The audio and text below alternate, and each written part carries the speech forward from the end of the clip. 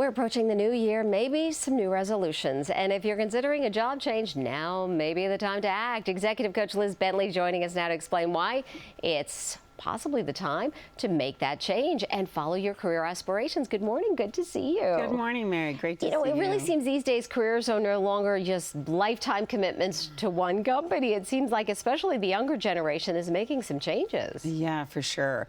Modern day careers look very, very different. And there are a number of reasons for this. Number one is that they're so long. You start in your 20s and now the average retirement age is 72. So we're going to be working for 50 years. And during that time, we're going to see industries, careers, jobs change dramatically. Jobs can go obsolete within a decade. So you could start a job at 28 and by 42 have it be gone, literally, not even there anymore and completely shifting. So we have to be way more adaptable than we've ever been in the past and look at our careers very differently. Now, this can be daunting for many people who think, my goodness, how am I going to adjust to this?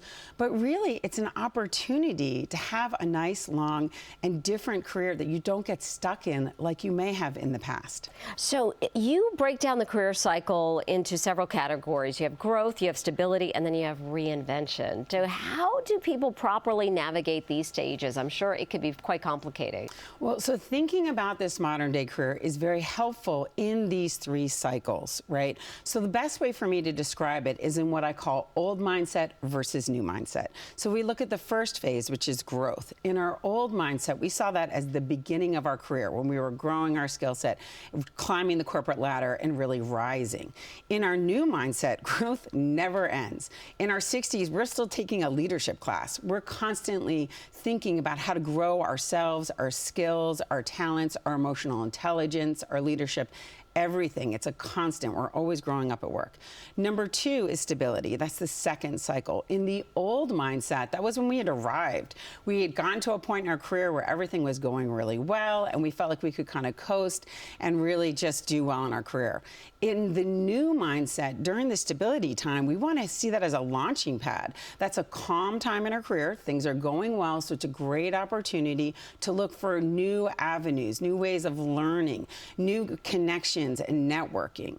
The last stage is reinvention. Now, reinvention means that you have to actually make a big change because your job has shifted.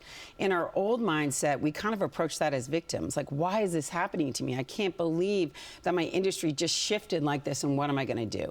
In our new mindset, we realize that's going to happen throughout our career. So it's something that we're recognizing it's just going to happen. We've got to be prepared for it. And it's an opportunity to take risks, do a big pivot, and make a big change. All right, let's talk about the start of the new year because people so often think of it as the clean slate. So what do you advise people to do, especially now as we approach 2025? At the new year, people have a lot of optimism. They see it as a chance to really restart their life, restart their career, take an inventory of what's going well, what's not.